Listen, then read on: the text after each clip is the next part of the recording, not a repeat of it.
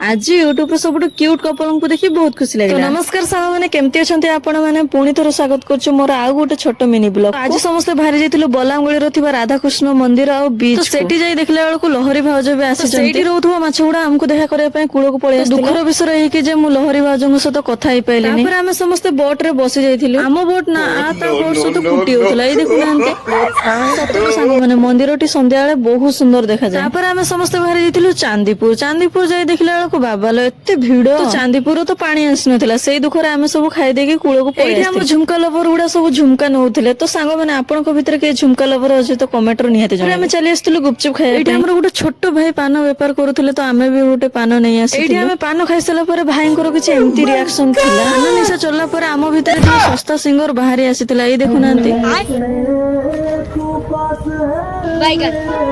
सांग माने वीडियोटी भल लागिथिले गोटे लाइक निहाते देबे। रहिली।